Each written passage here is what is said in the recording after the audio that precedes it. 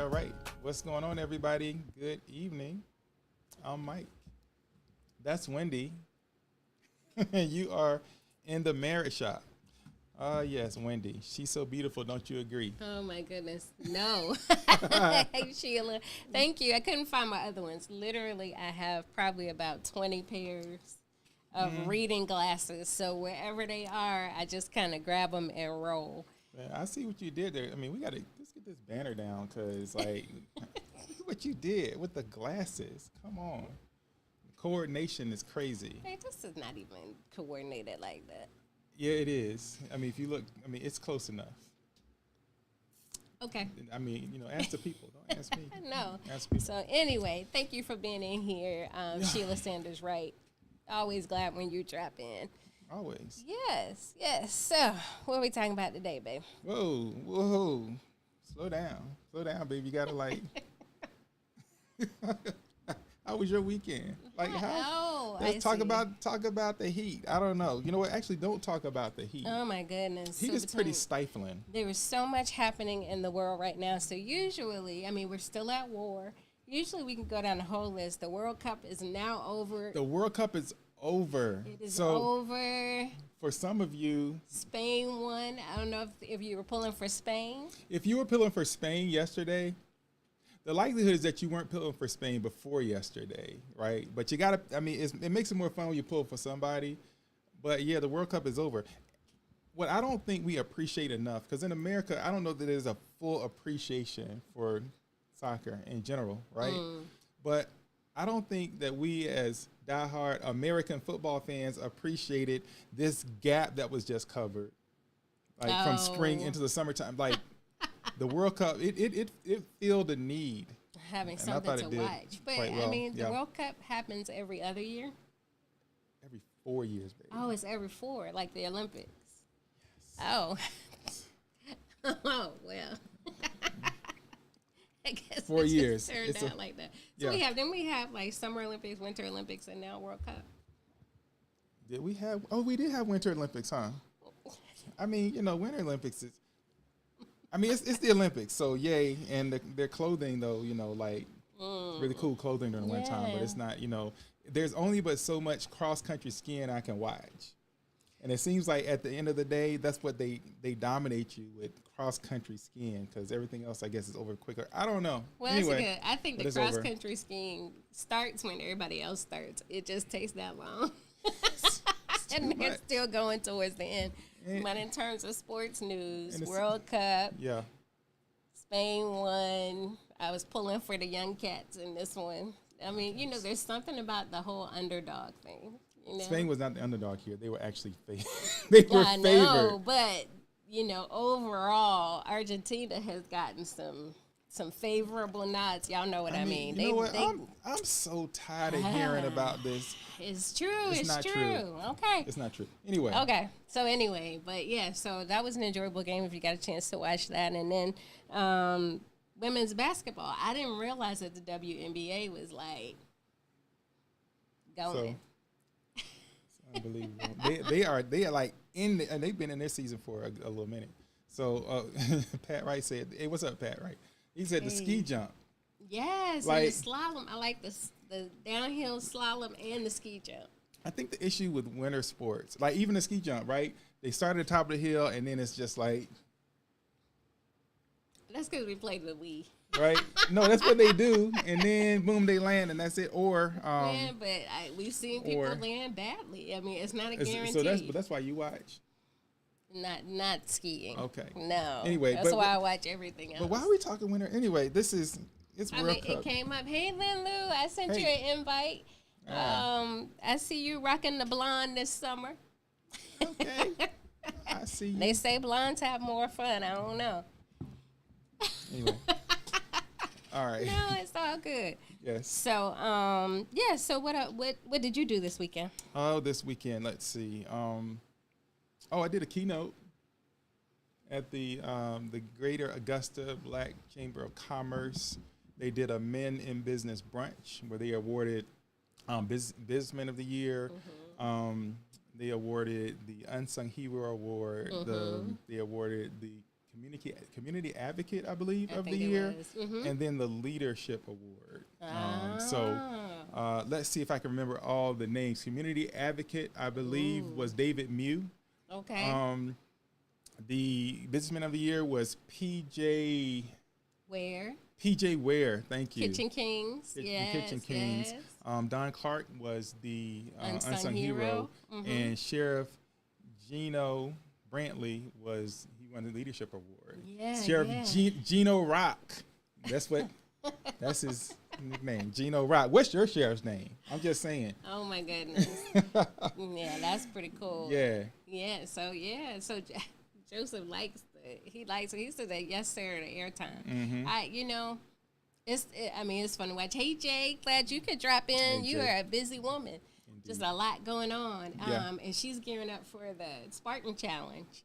Oh really? And she's looking for partners. Anybody out there, if you're game enough, Jay Anderson, she's looking for some women who might want to compete with her in I think it's the Spartan Games. Let us know what it is. So I'm not making it bad. It's like things like that. Like I'm a great watcher.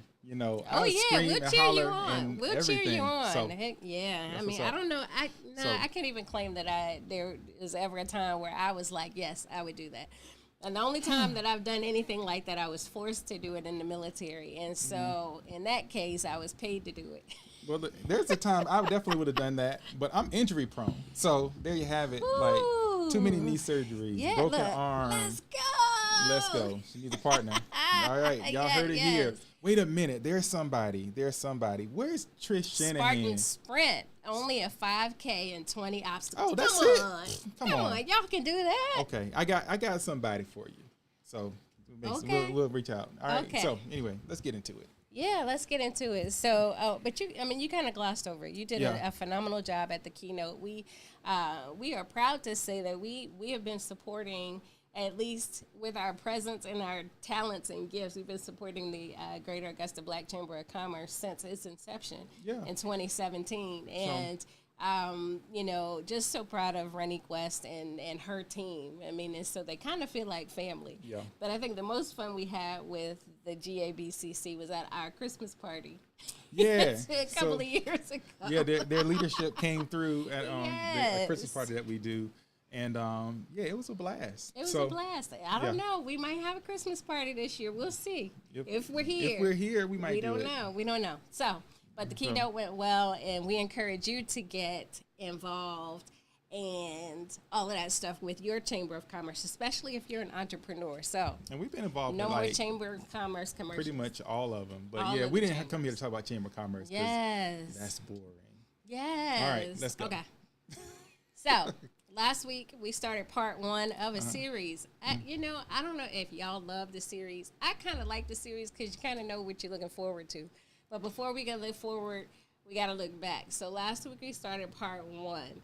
And part 1 on emotional affairs. So if you missed it, go back, take a look at it. We'll try to make these two match up in a way that makes sense. But emotional affairs, part 1 was last week, and we started unpacking all the different types, descriptions, signs, indicators, definition, definition. indicators. I mean, we just kind of went like almost like brainstorming, just threw a whole bunch of things out there. Yeah, and so and certainly go back and watch that. But you know, we talked about some things that perhaps even isolation, maybe none of these mean anything. Maybe they mean everything, but these are some things that you may tend to see, right? So we talked about emotional withdrawal. We talked about seeking approval from other people, like, you know, really pursuing that. We talked about misplacing your intimacy, right? We talked about relational fatigue. You know, I'm just tired of doing this, and so it feels a little bit more energetic to use that emotion elsewhere.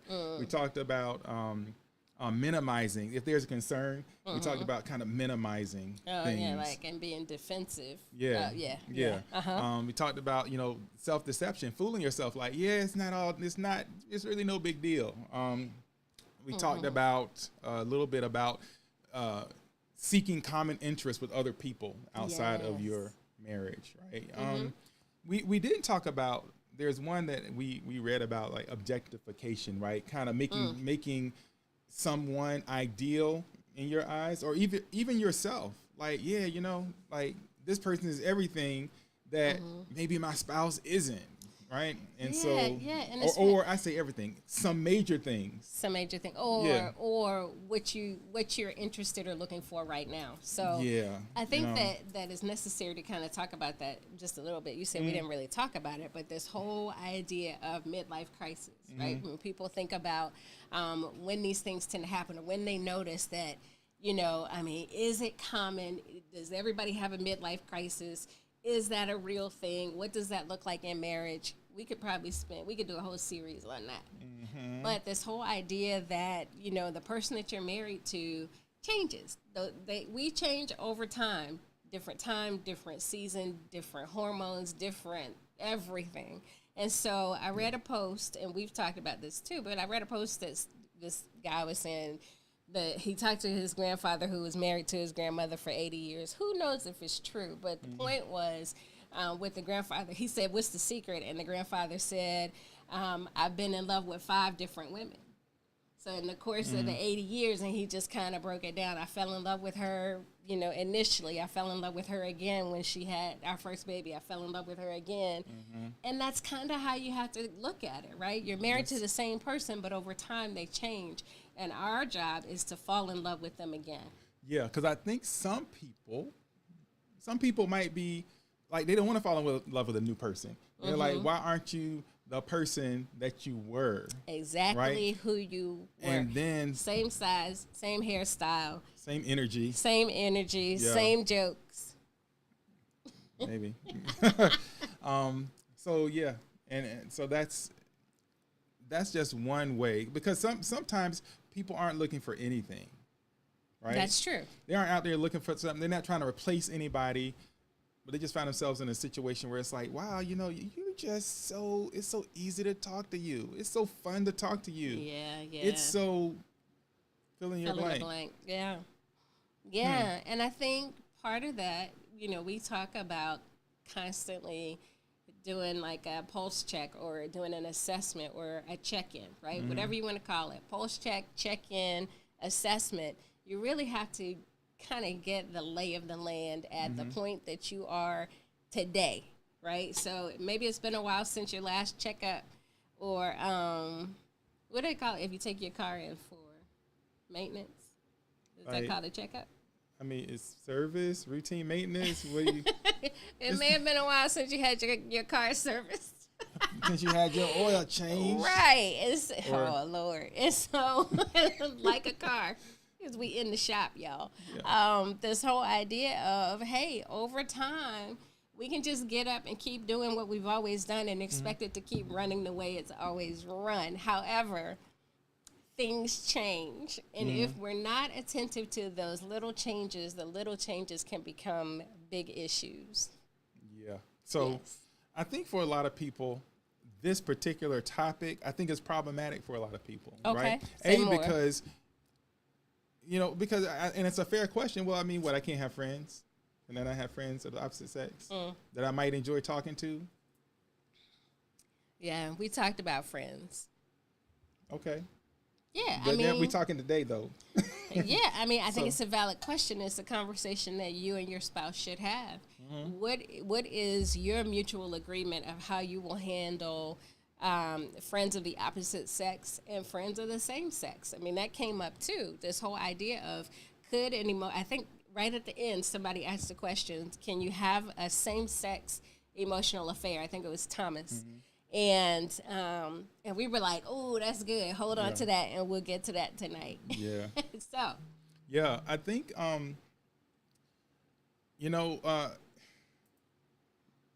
me see. This is Orchid.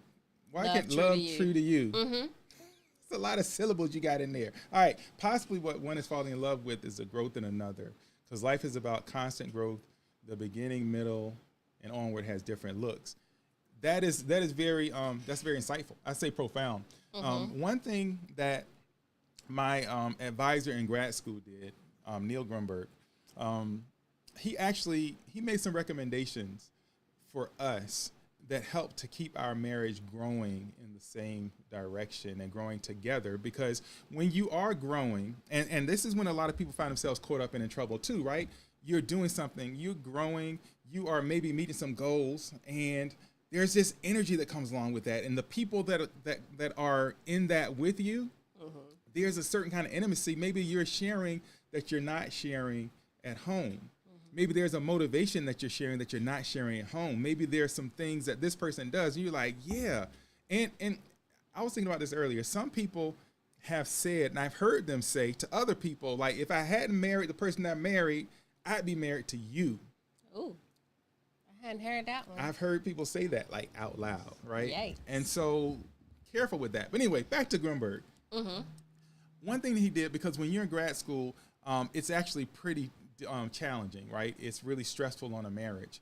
And there's so much growth that's happening. I mean, the acceleration is pretty profound. And so there's so much growth happening that couples will tend to grow apart. Different experiences, different places, all of a sudden parallel lives that are not intersecting. So we forced the intersection. He was like, hey, invite her in and actually have her, you talk about what you do, but have her actually participate with you. And so Wendy was down in the lab, and I did a lot of animal work, right? Rats everywhere. And Wendy was down in the lab coat, mask, gloves, in there doing observations and handling animals and doing all that stuff. And it completely changed. I think for me, it certainly changed the experience. Like, she's right there with me, right? There's nothing to go home and report. We lived it together. Now we're talking about what happened. Right? Like when that one rat just all of a sudden was like, I'm like, right. It's like, wait, is that normal? What is this behavior? Yes. It's not a wet dog shake. It's not excessive grooming. It's just, I think he was high. High on what? We weren't even giving him drugs like that. So I don't know, but it was a good experience, and you bring up a good point. I mean, his recommendation was on point, but in reality, not everybody gets to do that. I mean, I think what kind of struck me, and I won't say it was profound because you just use that word, so it's like right here. But when I retired, my aunt and my great aunt, my cousin, third cousin, great something, all of those people, but the matriarch of our family, they came down for my retirement, and we went through everything. And one of my aunts said, I knew you were in the Army, but I didn't know all that. Yeah. And I thought, it's so funny how we think, even in our homes and our day-to-day, if you work outside of the home, we think the other person has some idea of what it is that we actually do, who we're doing it with, and how it happens. Yeah. And until you're working together in the same place, you really don't know how it all goes down, right? Yeah. And so this whole idea of the relationships, the connections, the intimacy that's just naturally created in those environments. But it is important. You want to know more than just where your spouse works and what their schedule is. You want to know, tell me about your job. Tell me about what you do, just to have an idea beyond the title and the location. Yeah, and invite them in, because as human beings, we have there's a natural gravitational pull toward intimacy, actually. And hey, Jeff Hill. What's up, Jeff? And Dana Jones Stokes. Always glad when you drop in. Yeah. And so the truth is, I mean, you have to own the fact that your spouse is not the only person that you enjoy talking to, not the only person that you enjoy being around. And so because that's the case, it requires management of that. Yeah. Right? Yeah. Because it just does, right? Because as you draw closer and you find things that are in common, or you begin to have whatever that little need is you have filled, particularly if it's not getting filled elsewhere. You could find yourself just kind of a little deep in. And so if you're listening to this, I want you to kind of think about your relationships. And if there's one where you're feeling a little bit tense about, you got your dukes up, like, no, like, nah, if you're feeling defensive. Well, I think even a better scenario would be if you had to end all of your relationships, friendships, outside of your marriage, how would you respond to that? Right? Because I think just in general, it's like, well, I'm grown. You can't tell me I can manage my own relationships, blah, blah, blah. I can imagine all of that. But if someone said, hey, in order for your marriage to thrive, you should have no opposite sex friendships, period, in the mall tomorrow. How would that strike you? What would you do? I'm curious to know how you would respond to that. Oh, yeah. Put that in the chat. I'm so curious right now.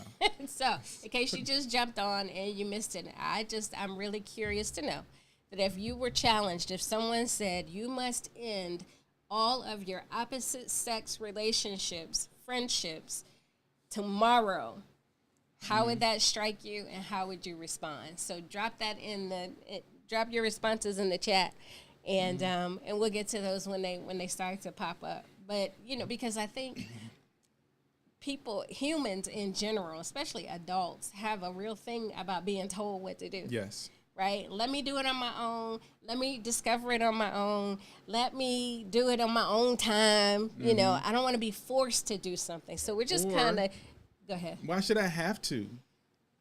Right? Why should I have you know to? how I feel about you. Like, why should I have to? Yeah. And so, and listen, we're not telling you to go out and just end all your opposite sex friendships. I'm not telling you to do that. No, necessarily. We're right? just telling you to take inventory. But yeah, how would you? Because I can, and let me before I just answer the question, let me think about it. Like, honestly. And that would include acquaintances, because other people are like, well, I don't have friends. I have acquaintances. That's anything that's not marriage. Would you? Hey, or listen, family. Everybody That's the category. would have to go. Everybody. Could you do it? Okay. All right, Jay. Said easy day. Yes. You ain't said nothing but a word. Done. Yes. But whether you are bold enough to drop it in the comments or just thinking about it, I just want to challenge you with that. That could be something that's internal, right? You don't have to share it with us, but I think it is a necessary inside look. We're always talking about being a student of your spouse. You also kind of have to check in with yourself from time to time, because things change. So Orchid Love True to You says, if the person who is not fulfilling can see what the other is needing, the voids possibly, along with intercessory prayer, could be filled. Opposite sex friendships should end after each person has healed. Interesting. Say more about that. After each person has healed.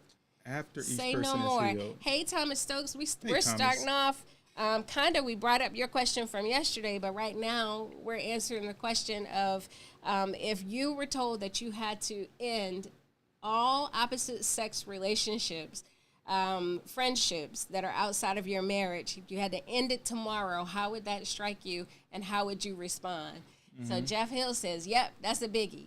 I think it could be done, but I would feel a bit insulted that giving up friends was the real problem in our communication. Say more. I mean, you guys are like scratch at the surface. Get into that a little bit Jump more. on in here. Yeah. Jump on in here. Because it's a big deal, right? Because there's so many parts of our lives that we share with other people. And that's actually kind of the point, right? And so the idea, and I remember before we got married, I kind of had to really take inventory, and I'm like, man, you know, I had a pretty decent number of friends who were women, and I had to say, okay, because she didn't ask me to do it, but I was just like, okay, really, where am I pouring this energy? How can I pour this energy in all these different places? And for some of those relationships, I knew that it wasn't like totally clean, right? Maybe there's some attraction there. Maybe there's, maybe she had some motivation, or maybe she just wanted to kind of be closer, whatever it was. I'm like, yeah, everybody got to go. Everybody got to go. And so it's almost like it was like a reset in terms of who's coming into our lives, who new is coming into our lives. I just think it's important to really consider that, like, who new is coming into your life, and is this a shared thing, or is it not? Yeah, because I think that comes up too. I mean, and it's not always who's new, right? I think we were talking about last week. I mean, it could be that they grew up together. And this whole point around, okay, well, just because y'all grew up together and you've known it for a long time, does that really define the relationship, or that does that make the relationship benign? Not challenging it, just kind of throwing it out there as questions to consider. So Orchid says, okay, I believe the opposite sex friendships would help each other to see what the other needs. Interesting. Okay. Okay. And it takes a village. Life, right? Life takes a village. Yeah. And then Thomas says that there's a need to do that. There's deeper issues that need to be fleshed out. Jay, not really that big of a deal. He's the one I committed to, so if I had to choose, it would always be him. I want them to choose their wife as well. Bars. So, yeah, I mean, because here's the thing. For some people, it's easy, right? Piece of cake. The day I got married, I knew that when I got married or when I was engaged, that there would be one man for me for the rest of my life. One man for all things at home, outside of the home, when I go to bed, one man, and I'm expecting him to do the same. There is no scragglers from the past, and there's no hitchhikers from the present, and there's nobody waiting in the wings for the future, right? It's just... And so maybe I came into marriage with that expectation, but it wasn't something that we talked about. And I think that a lot of couples run into that. If we never have a discussion about it, it doesn't become an issue until it becomes an issue.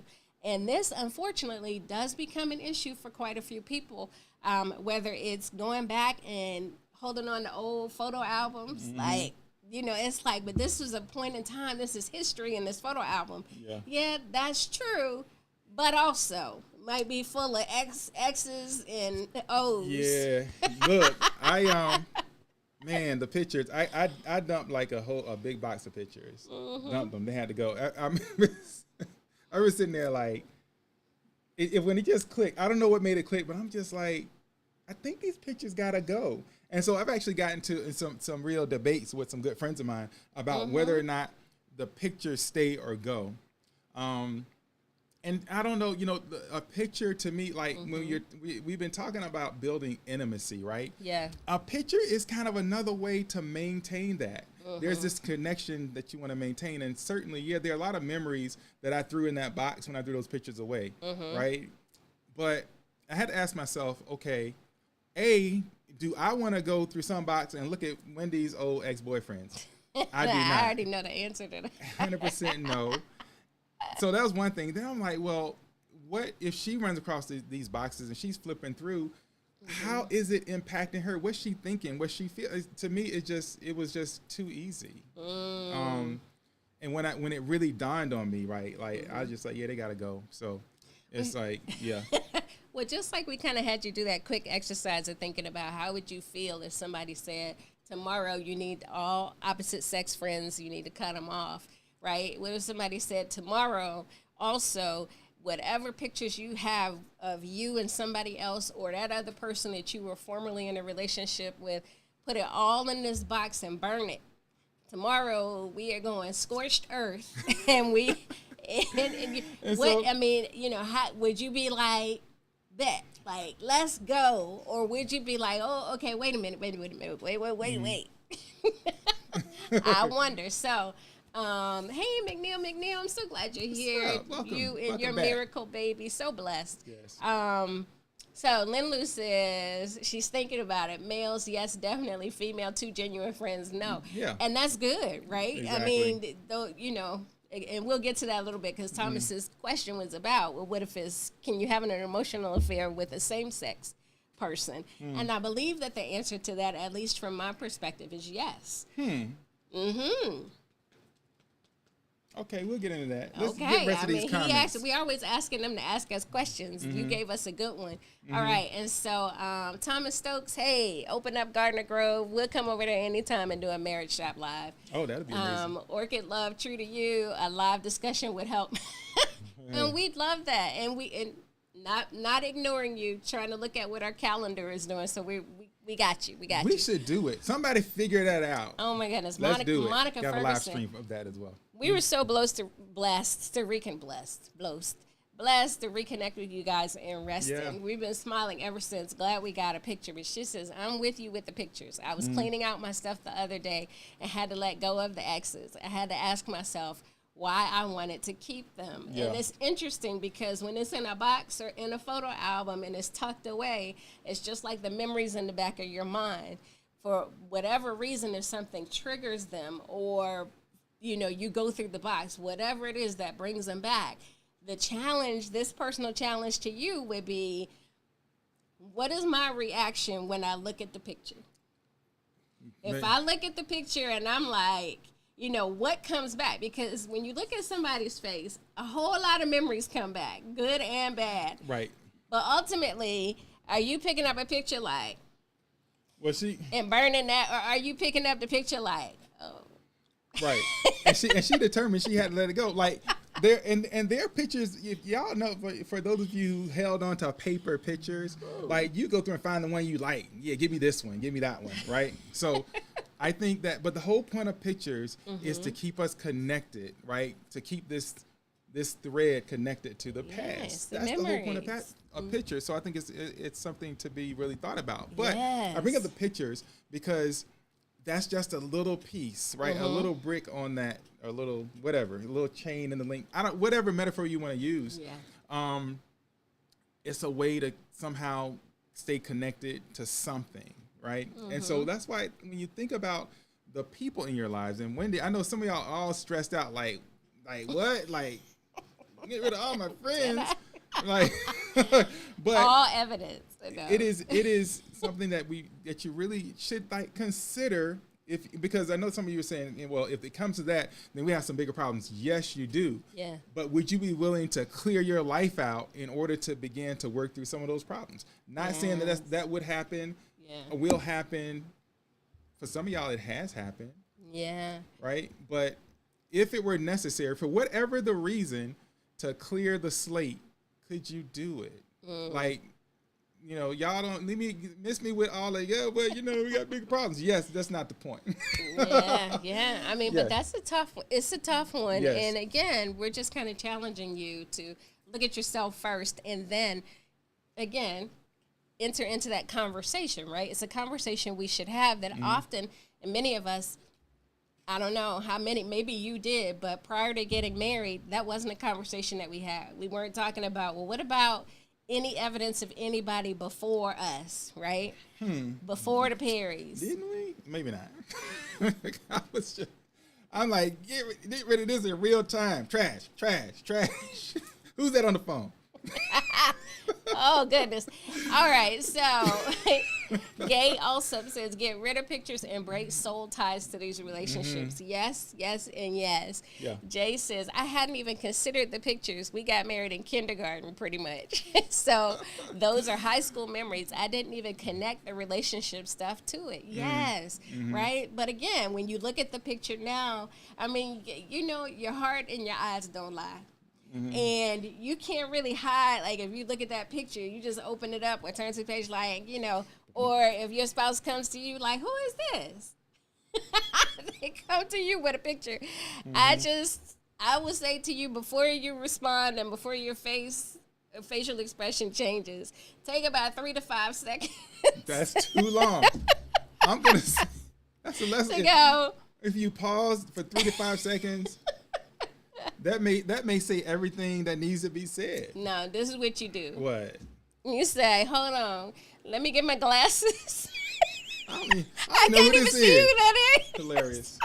That's right. Look, Jay. That gives you some time. Jay is clowning. Paper pictures was crazy. Paper picture. Dang. We had to actually take the little thing of film, go to the store, leave it with them. I mean, we thought we were doing something where you get those bad boys same day or overnight. And you can only get 24 or 36 pictures. You have to make them bad boys count. There were 12. There was a roll at 12. There was, but more commonly 24, 36. Oh man, and this Insta stuff wasn't a thing. It wasn't a thing. So I mean, our girls go through 36 pictures with one shot, just like boom, boom, boom, snap, 36. So it's pretty wild. Oh my goodness, that's so funny. Yeah, she called us out. But yes, paper pictures, so if you have them. But since you mentioned it, digital pictures too, because a digital trail is forever. A paper picture could get destroyed in the flood or get burnt up, but digital, yeah. Anything that happens on the internet or in a device, I'll be more specific, is forever. Yeah. Even if you delete it and then you delete what you deleted, it's gone, but it's never gone. But well, I mean, that's a whole nother. Okay, fine. But I'm just saying, if you digital pictures is a whole nother beast. I mean, we would perhaps have to sort through hundreds of pictures, but people have tens of thousands. Some people literally hundreds of thousands of pictures, right? So, yes. But I don't want to get too far off the trail because the picture is a picture. It is not a connection to another human being, and that's what we're talking about. Yeah, but right? The truth is one of the fastest ways that you can test that emotional connection, it can be caught is simply looking at a picture. Right? I got you. Where is that in our brain? That's frontal lobe? No, I wouldn't say that's frontal lobe. I would say that's more limbic system. That's kind of sitting in your emotional center, right? There's some connection that you make to this person, this image, right? And ultimately, like, your brain and body don't lie. Like, you can, and so, but that's why it's important to guard your mind, right? Proverbs 4. Yes. 23 through 27 says this. Above all else, guard your heart. Yes. For everything you do flows from it. I could go on. Yeah. But guarding your heart requires, it's an active thing, right? Because we were designed to connect. We're designed to love, and that can become misplaced. And all of a sudden, we are aligning ourselves and connecting ourselves to someone perhaps that we don't want to be aligned or connected to. Perhaps something that's, if not destroying your marriage actively, removing energy and effort and affection and intimacy from your marriage, because ultimately you don't get to spend that in two different places. Right? That's good. So, well, I mean, it's like quid pro quo, right? This for that. If you get rid of all your pictures, I'll get rid of mine. If you get rid of all your memories, I'll get rid of mine. But praise the Lord that we do not have devices that you can, like, plug in and see every memory that you have. I don't want every memory I have. I mean, I just think about these movies that, I mean, if that was made possible, right? Yeah. I mean, how many of us would be convicted by what our brain knows, what's been stored, right? What our memory recalls, even if we don't recall it. Mm-hmm. I just throw that out there for fun, but the truth is this really comes back to what we talk about, basic communication and clearly communicating expectations, because I know that there are people who came into their marriage thinking, I'm the only one that you will ever see, ever talk to, and will ever need for the rest of your life. I'm the only woman. I mean, I think, I believe that people think that. And I think you can communicate an expectation like, hey, I want to be the apple of your eye. I want to be the one that you come home to and that you think about and all that. Yes. But I think the problem with the topic we're talking about, the reason it's a topic at all, because emotional affairs can be very insidious, right? Yes. It's like those little things. You know what you like. And when it happens, when you receive maybe just that little bit of feedback, somebody noticed you, somebody complimented you, somebody acknowledged, hey, that you did a good job, maybe, right? Or, but keep going down that scripture, because it talks about keeping your eyes straight ahead. It's like a horse. When you don't want the blinders are on for a reason, right? And that's why it's an active process. Yes. Because what we will tend to do, if somebody I like talking to you, or you're super funny, like, or I think somebody thinks you're funny, and you just keep telling joke after joke after joke after joke. Well, at some point, it's time to dial that thing back. So I'll read the rest though. It's Proverbs 23-27 says this. Above all else, guard your heart, for everything you do flows from it. Yes. Keep your mouth free from perversity. Keep corrupt talk from your lips. Let your eyes look straight ahead. Fix your gaze directly before you. Yes. Give careful thought to the path for your feet, and be steadfast in all your ways. Do not turn to the right or the left. Keep your foot from evil. Yes. So that requires that you deny yourself of something, right? People get caught up emotionally because they don't deny themselves. Yes. Right? That's it's like, it. this feels nice. I think I'm going to sit here for a while. Right? It's kind of like Dorothy when she was going through the poppies. And she's like, yeah, I think I'm going to lay down. They're like, no, don't lay down. Anyway, it's not like that at all. It's a poor metaphor, but it just came to mind. Anyway, but people, there are things that just make you feel a certain way. And sometimes we will sit there, understand that there are other people other than your spouse that can say things and do things that make you feel a certain way that's nice. Yeah, yeah. So do you sit there or do you keep it pushing? Yeah. Yeah, do you sit there or do you keep it pushing? One of the things you said before is guarding against the second look, right? I mean, we're all human. And so, yes, we're going to notice beautiful people, whatever they are, right? Male, female, whatever. That is how we're wired. But in saying that, you can notice the person, but you don't have to study them. You don't have to go back. You don't have to take it all in. And you don't have to look a second time. The longer you look, the longer you linger, the longer it lingers in your thoughts, that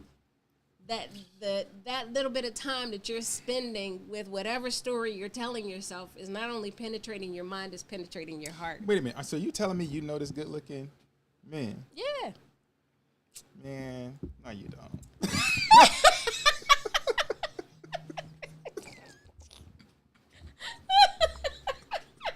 Okay.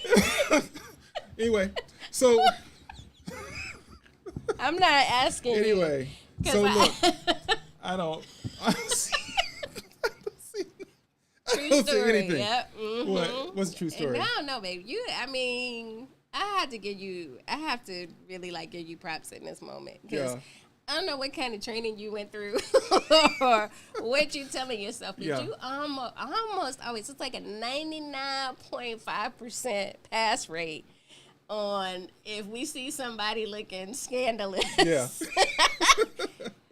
What you're looking at and what your response is and how you handle yourself. And I don't know where you went. Y'all need to go to that school. I pray a lot. You're just like, what woman? I'm not even lying. I pray a lot. I do. So Right. I know you saw. Nope, I'm didn't like, see it. what? He'll Who? pick out something else across the street. Like, oh no, did you see that? Like, You see that? Saw a bird. Oh look, a dog. yes, that's funny. But that's what happens. And I think the other thing, while we're making jokes about it, the other thing is things become more visible when you become more vulnerable. Oh, that's a bar. Say more. Well, when you're at a place where perhaps there's some tension at home, or you're not in agreement with your spouse, or something is happening and you're kind of drifting, right? We're becoming isolated. In that time, we're vulnerable. When we're not together, when we're not connecting, when we're not praying together, all of those things, we become more vulnerable out here on our own. And so when you're out here and you're vulnerable, you are wanting and desiring those things. You want that.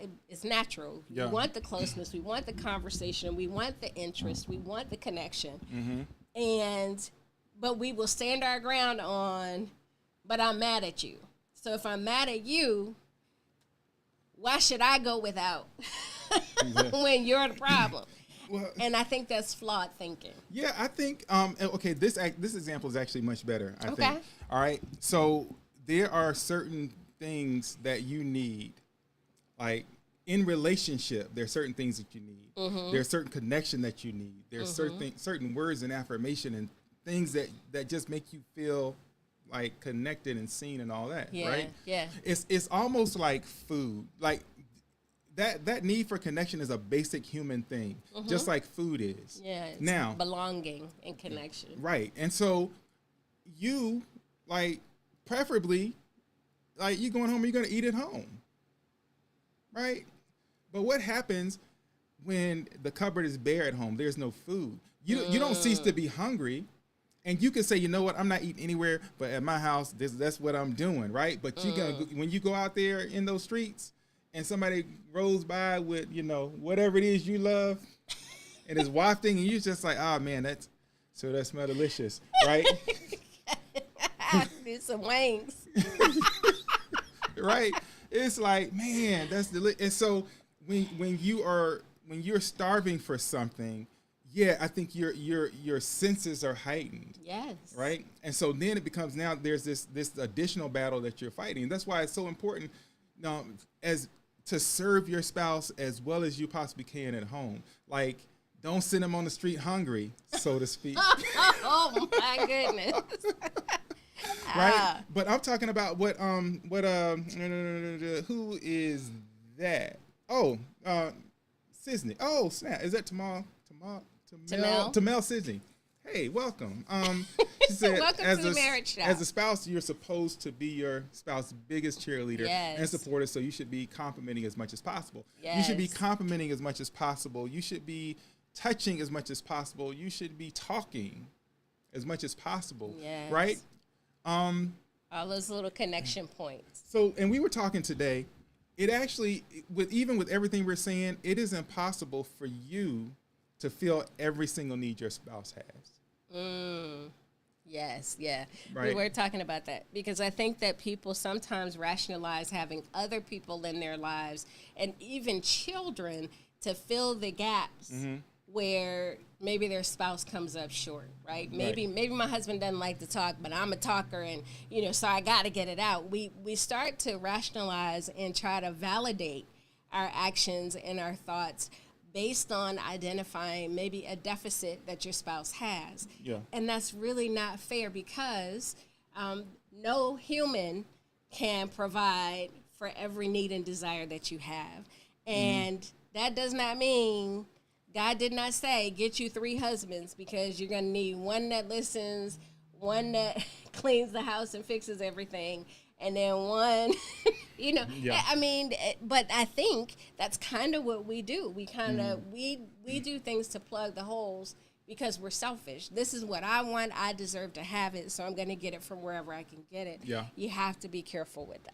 100%. And so I thought when you brought that up today, I'm like, man, that's so good, because the only thing that can fill the gaps in your life, it's got to be the Holy Spirit. Yes. Right? Because when people, even there's certain things we desire and ways we desire them, I'll often challenge people like, where'd that come from? It's like, where'd it come from? A lot of times we kind of build expectations on past relationships, and then we just bring this set of expectations into the current relationship. Yes. Right? So whatever the case may be, just understand that you have to guard your heart, and even more so when you feel like you don't. Like when things are feeling real innocent and things are feeling real, like, there's no trouble here, there's no problem here. I would venture to say that most people who get themselves wrapped up emotionally did not go in expecting to be wrapped up emotionally. They didn't go in trying to somehow be unfaithful. They didn't go in trying to pour all their energy into another person that's not their spouse. They just found a space that they liked and they sat in it. Yeah. Because I think we like to be comfortable. I mean, nobody likes conflict, constant conflict. Yeah. Nobody likes criticism. Yeah. Nobody likes to feel like they're less than or to be put down, and nobody likes to be rejected. And so if you're experiencing those things within your marriage, then just like many of you have said, there's a deeper conversation to be had here. We really need to figure out, we need to pause and take some time to figure out where those blind spots are, because it's the blind spot that can get you like every time. But if we sit down and we talk about it and we're being honest about, hey, if I had a bar graph and I had to put show like how you were doing in each category, right? Like if I have 5 categories, making me laugh, loving me even when I'm mad, whatever it is, whatever your categories are. And then I had to gauge, like in your car, if you had a gauge that showed you how you were doing either way. Are you closer to E? Are you closer to full? You know what I mean? Closer to cold, closer to hot. Closer to empty, closer to full. Yeah. Closer to anyway. Yeah. So I think for many of you, right, there's no need to run out here and cancel all your friends, all your opposite sex friends, right? Nope. But there's almost a guarantee that somebody watching needs to do just that. And so we talked about a few things to help you to, if that's you, a couple of these things may help you understand that's you. You're super defensive. Like you're somehow, this has come up in your relationship. Your spouse has said, hey, you know what? I don't know about that person.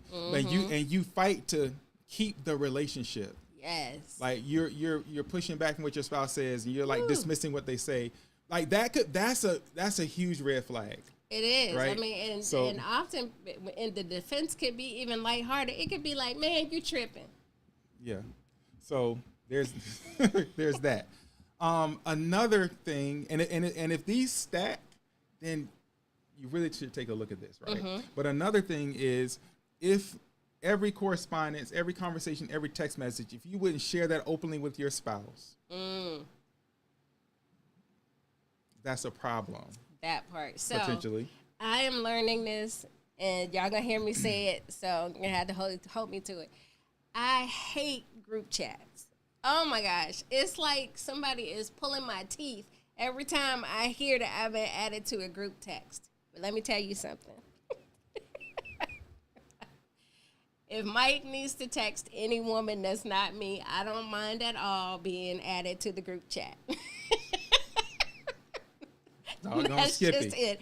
I don't mind, because everything should be upfront and clear and available and not hidden and not secretive and not deceptive. Yeah. And so, we understand. I mean, most of us are not living our lives wide open, 100% transparent with everything, but we're just giving you some things to think about and consider as it may be relevant in your situation. So I got one more. All right, so I talked about defensiveness. Talked about what's the second one? Secretive, right? Talked about secrecy. Yeah. Right. The other thing is the last and the third one. There could be more, but these are biggies. If you see this, you should really step back and take a look. And the third one is the choices you make in a given moment to choose your spouse or someone else. Now, this could be as simple as you're in a conversation with this person, maybe at work, right? And as a husband, and your wife calls, and you're like, oh, I'll get back to her later, right? Or like there's big news to share, and it's all pent up, and you got to share it with somebody, and you pick somebody else before you choose your spouse. There are other things, but if you're in this, you know what I'm talking about. Like there's an energy that you feel when you are connected and sharing with this person. And oftentimes people, when they feel that, they will choose that other person over their spouse. Yeah. All right. So those are the three. Now we gotta deal with this question: emotional affair with someone of the same sex. Yes. And so we only have a couple of minutes to even talk about that, and why I agree that yes, that could be a thing.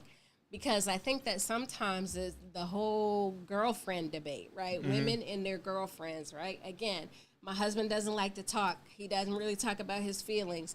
He hates to go shopping. So I have girlfriends that are going to do those things with me. And these are conversations, right? If I want to talk about something, or I got something I need to figure out, I'm going to call my girlfriend, and she's going to tell me blah, blah, blah, right? And so we get into that, and so then we're kind of offloading really what it is that we're expecting and wanting from our husbands or wives in the same situation, if it's a man and his boys. But like you said, we're diverting that information. We're diverting the good news. We're diverting the questions. We're diverting the pain. We're doing all these things to someone that's not your spouse.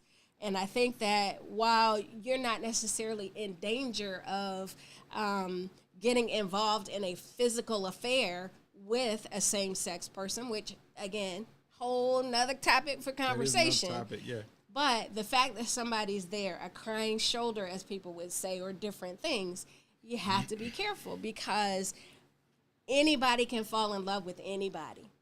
Yep, that's true.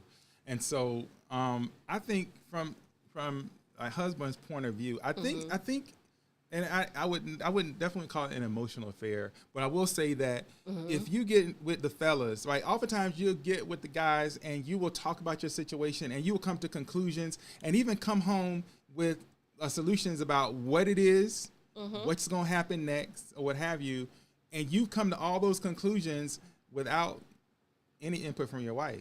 So now you're reacting to something that is not this situation, right? Because there's so many people who are ready to give you all kind of advice and about what to do and how to do it and what this means and what that means. And let's not even talk about going into to social media, because if you want to find it, you'll find it there.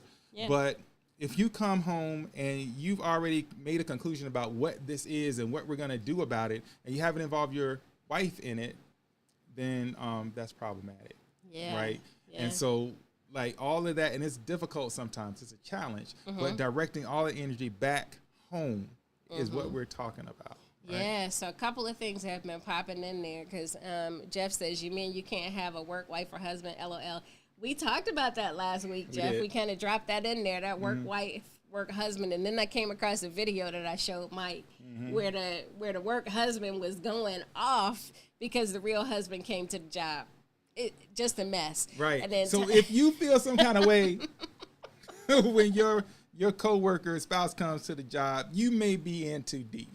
You might be in too deep. Anyway. Thomas Stokes says, while the attraction may not be sexual, there are still intimate things being shared that are not being shared with the spouse. Yep. Exactly. And that's true also, not just for friends and same-sex friends, opposite-sex friends we dealt with, but family as well, right? And so this whole idea of, hey, we are emotional beings, whether we choose to express it or say it, and we have a need to express our emotions, and we want.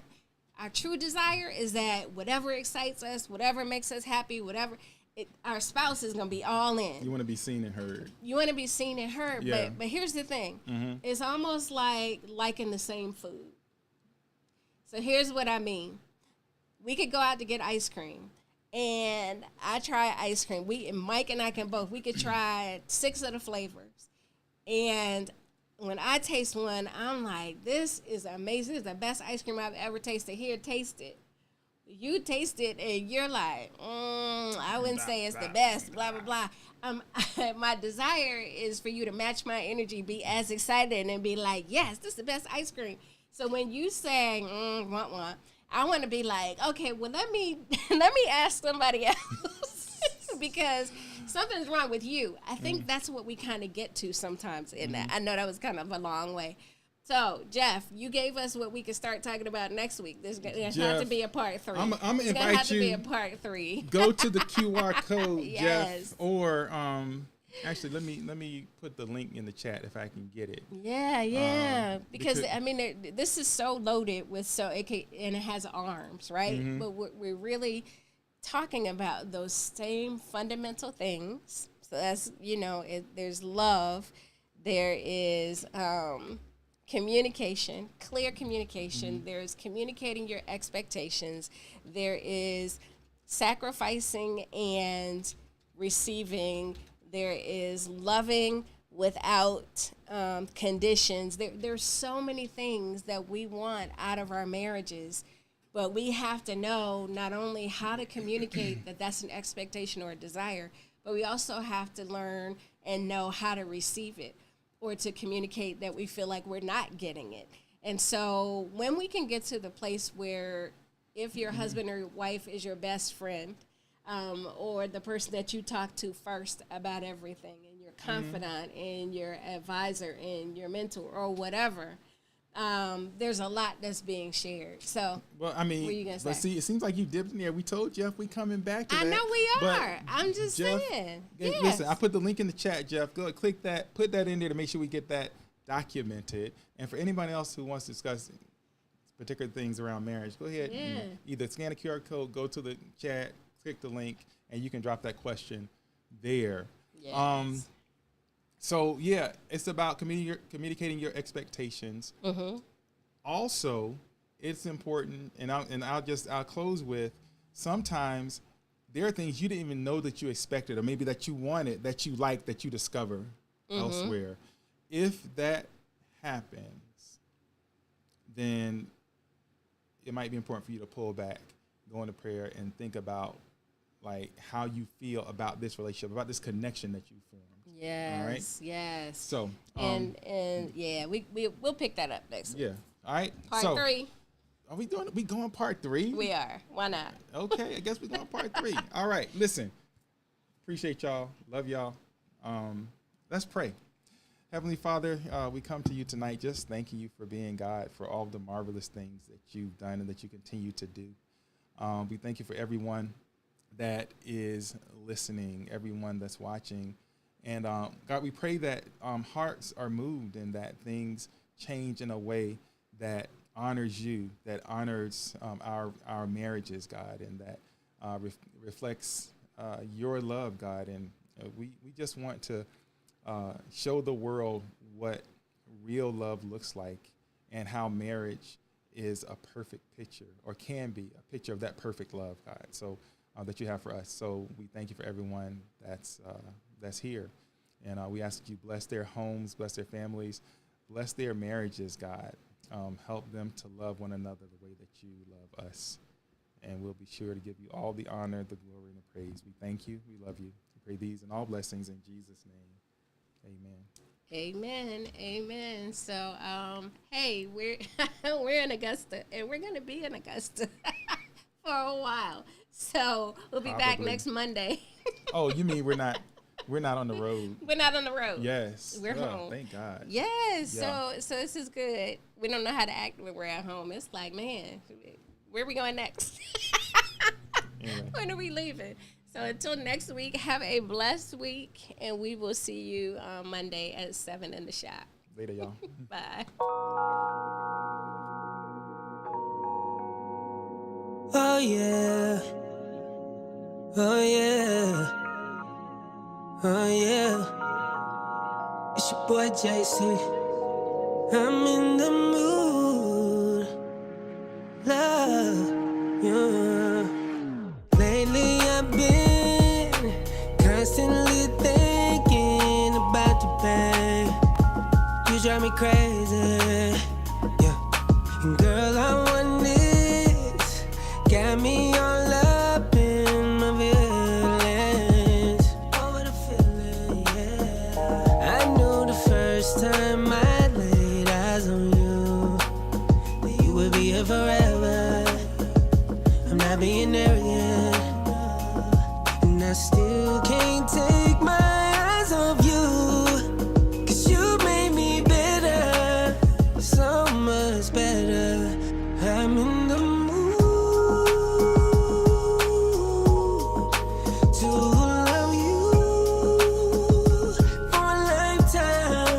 I'm in the mood to love you for a lifetime, baby. I love your kindness, I love your confidence. Ooh, you're the finest. So glad you're mine, yeah, yeah, yeah. And I don't wanna be with nobody else. Give me your love, that's all the wealth I need. Baby, you're priceless to me, yeah. To love you for a lifetime, I'm in the mood to love you for a lifetime, yeah. Whoa. Promise I'ma be around, I'ma always hold you down. Won't you come and hold me now? Won't you come and hold me now? I just got a new coupe, yeah, I know I got a roof, but I always keep it down with you, yeah. And I know they see you, girl, you're my queen, and beauty speaks for itself loud and clear, yeah. So throw it in the air. It's the sweetest sound to follow my ear. And I want the world to know I'll love you forever. And that's a long time, babe. But I got time for you, babe.